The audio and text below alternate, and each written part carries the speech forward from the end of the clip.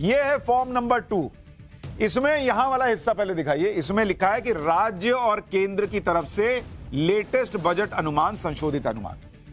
तो इसमें पहले से जो वोटर होगा उसको पहले से यह भरा हुआ मिलेगा कि अभी राजस्व प्राप्तियां कितनी है, मतलब जिस राज्य में चुनाव हो रहा है वहां पर कितना पैसा जो है वो राज्य के बजट के पास आता है, रेवेन्यू कितना है। तो ये रेवेन्यू आपके पास लिखा हुआ आपको मिल जाएगा। अब कितना खर्च राज्य ऑलरेडी कर रहा है ये भी आपको पहले से लिखा मिलेगा। उस राज्य के ऊपर उधार कितना है ये भी लिखा हुआ मिलेगा। उसके बाद बकाया देनदारी कितनी है ये भी उस वोटर को पता चलेगा। और स्टेट का जीडीपी कितना है, या केंद्र की बात है तो क्या जीडीपी है वो भी लिखा हुआ मिलेगा। तो पहले तो राज्य की हालत क्या है आर्थिक तौर पर वो इस सेक्शन में पूरी तरह से आपको क्लियर पता चल जाएगी। अब आप सोचिए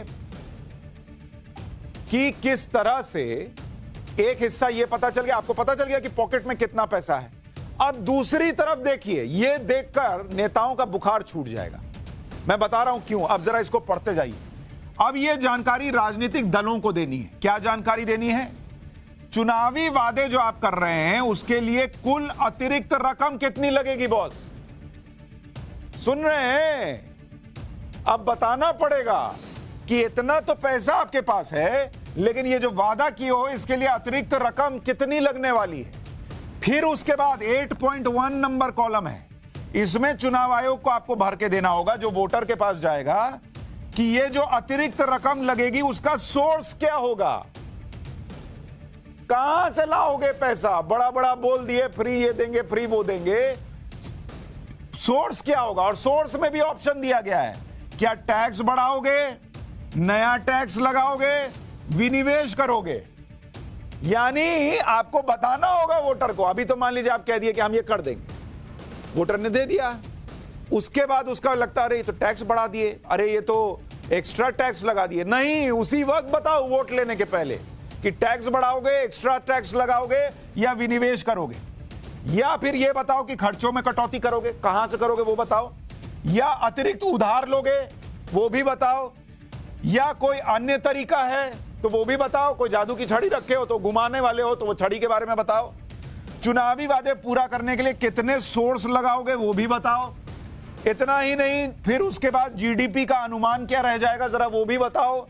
और चुनावी वादे का वित्तीय हालत पर असर क्या पड़ेगा, अतिरिक्त उधार कितना बढ़ जाएगा ये भी बताओ, और जीडीपी के अनुपात में कर्ज कितना हो जाएगा ये भी बताओ। अब ये वो फॉर्म है बॉस जो राजनीतिक पार्टियों की नींद उड़ा देगा, क्योंकि नेता बोल के निकल जाते हैं।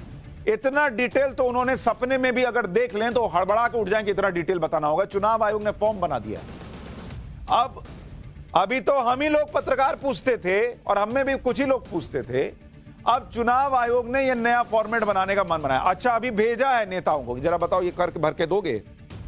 अब वहां से आएगा वही रॉकेट उड़ के आएगा जो रूस और यूक्रेन के बीच उड़ रहा है, उससे घातक रॉकेट उड़ेगा शब्द वाला कि चुनाव आयोग ने ये कर दिया वो कर दिया फलाना ढिमकाना। क्योंकि इसमें बहुत लोग एक्सपोज हो जाएंगे।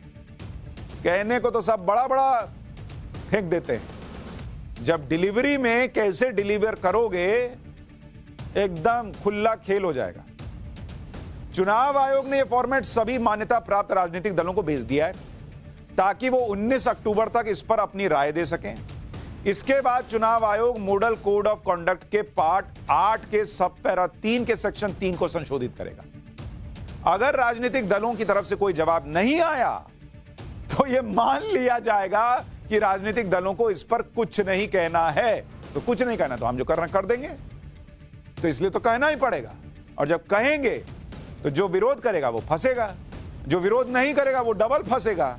तो ऐसा चकरघिन्नी बना दिया है चुनाव आयोग कि कई नेता जो हैं वो फ्री जो राजनीति करते थे, जो भी अलग अलग पार्टी के, वो सब फ्री में फंसने वाले हैं।